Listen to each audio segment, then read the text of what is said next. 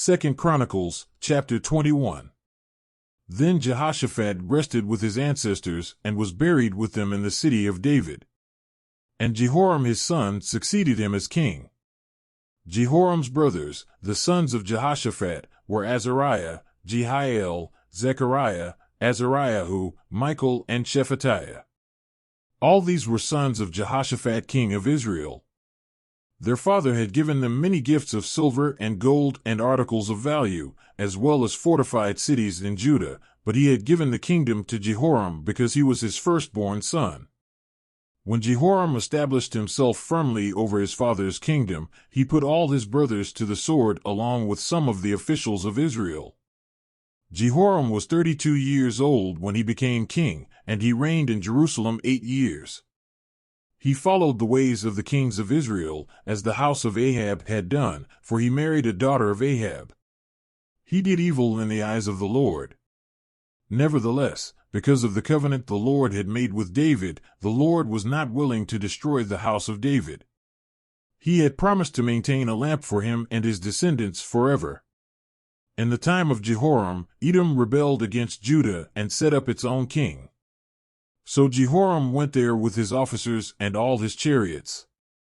The Edomites surrounded him and his chariot commanders, but he rose up and broke through by night.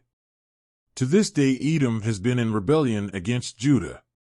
Libnah revolted at the same time, because Jehoram had forsaken the Lord, the God of his ancestors. He had also built high places on the hills of Judah and had caused the people of Jerusalem to prostitute themselves and had led Judah astray.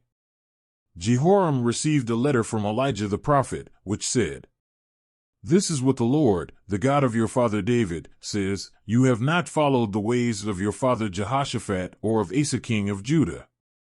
But you have followed the ways of the kings of Israel, and you have led Judah and the people of Jerusalem to prostitute themselves, just as the house of Ahab did. You have also murdered your own brothers, members of your own family, men who were better than you. So now the Lord is about to strike your people, your sons, your wives, and everything that is yours, with a heavy blow. You yourself will be very ill with a lingering disease of the bowels, until the disease causes your bowels to come out." The Lord aroused against Jehoram the hostility of the Philistines and of the Arabs who lived near the Cushites. They attacked Judah, invaded it, and carried off all the goods found in the king's palace, together with his sons and wives. Not a son was left to him except Ahaziah, the youngest. After all this, the Lord afflicted Jehoram with an incurable disease of the bowels.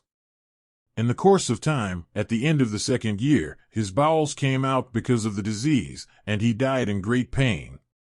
His people made no funeral fire in his honor, as they had for his predecessors. Jehoram was 32 years old when he became king, and he reigned in Jerusalem 8 years. He passed away, to no one's regret, and was buried in the city of David, but not in the tombs of the kings. Second Chronicles, chapter 22. The people of Jerusalem made Ahaziah, Jehoram's youngest son, king in his place, since the raiders, who came with the Arabs into the camp, had killed all the older sons. So Ahaziah son of Jehoram king of Judah began to reign. Ahaziah was 22 years old when he became king, and he reigned in Jerusalem 1 year. His mother's name was Athaliah, a granddaughter of Omri. He too followed the ways of the house of Ahab, for his mother encouraged him to act wickedly. He did evil in the eyes of the Lord, as the house of Ahab had done, for after his father's death they became his advisers, to his undoing. He also followed their counsel when he went with Joram son of Ahab king of Israel to wage war against Hazael king of Aram at Ramoth-Gilead. The Arameans wounded Joram, so he returned to Jezreel to recover from the wounds they had inflicted on him at Ramoth in his battle with Hazael king of Aram. Then Ahaziah son of Jehoram king of Judah went down to Jezreel to see Joram son of Ahab because he had been wounded. Through Ahaziah's visit to Joram, God brought about Ahaziah's downfall. When Ahaziah arrived, he went out with Joram to meet Jehu son of Nimshi, whom the Lord had anointed to destroy the house of Ahab. While Jehu was executing judgment on the house of Ahab, he found the officials of Judah and the sons of Ahaziah's relatives, who had been attending Ahaziah, and he killed them. He then went in search of Ahaziah, and his men captured him while he was hiding in Samaria. He was brought to Jehu and put to death. They buried him, for they said, he was a son of Jehoshaphat, who sought the Lord with all his heart. So there was no one in the house of Ahaziah powerful enough to retain the kingdom.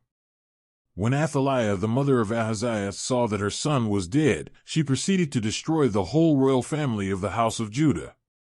But Jehosheba, the daughter of King Jehoram, took Joash son of Ahaziah and stole him away from among the royal princes who were about to be murdered and put him and his nurse in a bedroom.